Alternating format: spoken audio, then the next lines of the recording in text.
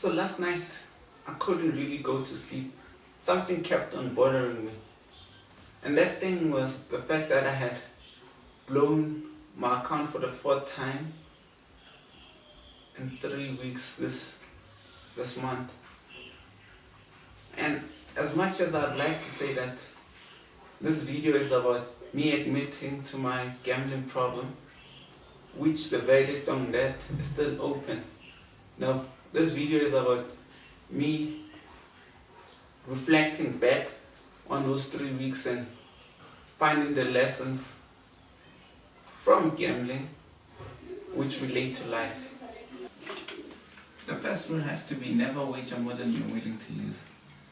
Because remember, the lottery is 1 in a billion to win, but you get people who win it daily or occasionally. So if that's possible, that means the inverse of that statement is also true.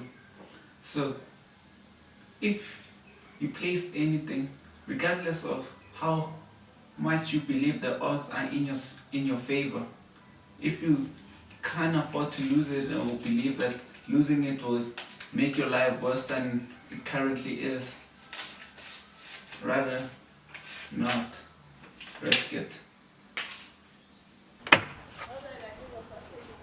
Another lesson most people don't really take into account or take too seriously is this one. Sometimes you need to take a break. I guess this is a vital lesson for most things in life. Nothing can be exciting forever. So sometimes after that dreadful loss or after that big win, you have to take a break from gambling, take your foot off the pedal for a while and just go outside, enjoy the fresh air, play with your family, speak with your grandmother. Just enjoy, do what you enjoy besides the gambling. Because as one man once said, the most valuable asset we have is our time. And if you don't believe me, ask your manager or the company you work for. So this lesson I'm going to share with you in the form of a story. See, it's a story about me and my cousin Musa. So how the story goes is, we're playing a game of cards, then for some time Musa won 5 games straight. Then he suggested that we wager the next games. We started off small, 5 rand a game. So he won I think 5 or 6 games. Then he decided, well, why not increase the wagers? And I agreed to it. So we played 2 games. Then when I lost those 2 games, I decided, no, let's rather play something else, because it seems like this card thing is not working out for me. So we decided, or we agreed on playing FIFA. And we also agreed to increase the wages, basically from 10 rand to 20 rand.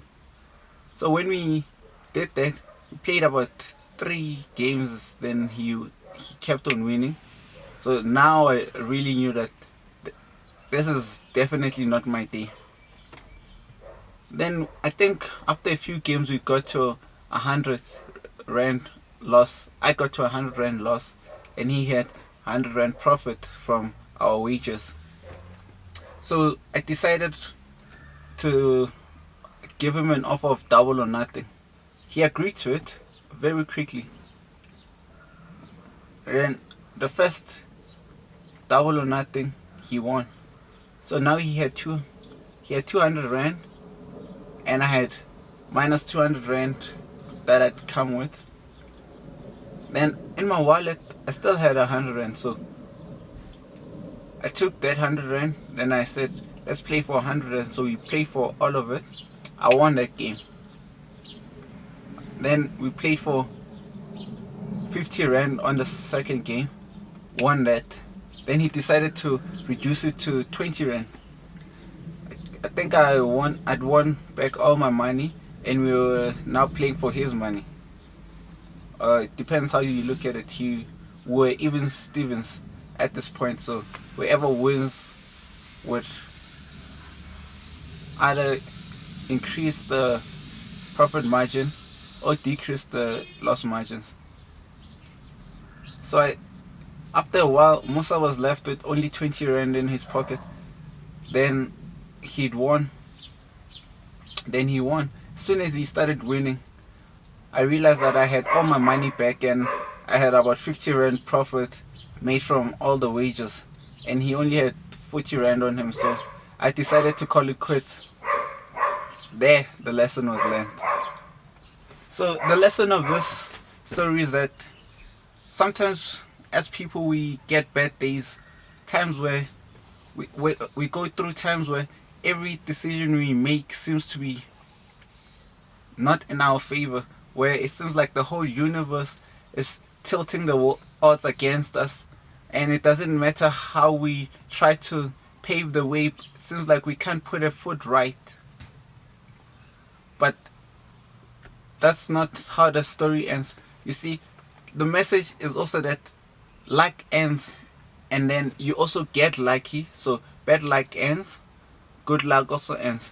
Nothing ever lasts forever. So when you're winning, you shouldn't get too greedy too, because how I kept on trying to get the rest of my money back and kept on losing.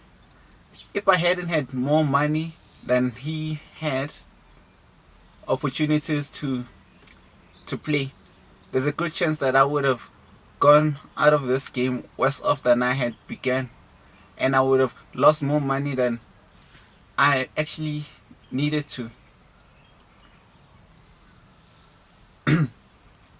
And on his case, he was, what you call it, a bit greedy.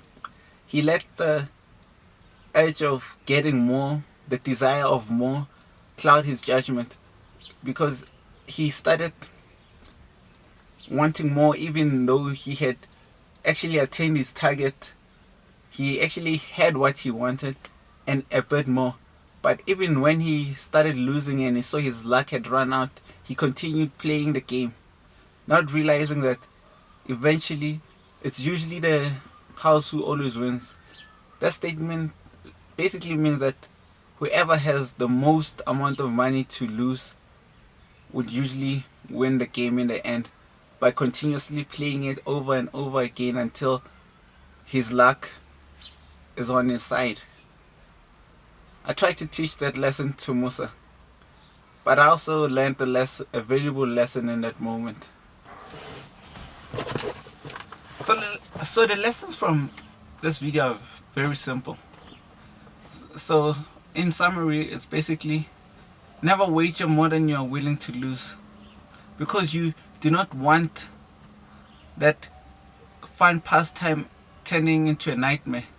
How do you think addicts are born? Take responsibility for your actions, because if you keep on blaming other people for your problems, there's a likelihood that you'll never get to solving them, because it will always be someone else's issue to solve. Remember that in life you get good times and you get bad times. So in the bad times, never give up, and in the good times, don't get too greedy. Sometimes you just need to take a step back and enjoy the fresh air, the fresh breeze. Go out and enjoy life. Then again, what's the point of trying to make money if you can't enjoy it? The aim is to win, and the easiest way to win is to guess right. Like in soccer, how the best way to win a soccer match is to outscore your opponents. In gambling, the best way to win is to get most answers right than wrong, because we all know that there are days where you will get it wrong, but it's just that your ratio of getting it wrong and getting it right have to be profitable. So basically put, with every type of gambling, forex, equity trading, starting a company, as the aim is to make a profit. But it's harder to make a profit when you just roll the dice.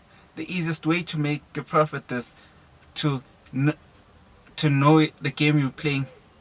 So understand the rules and educate yourself.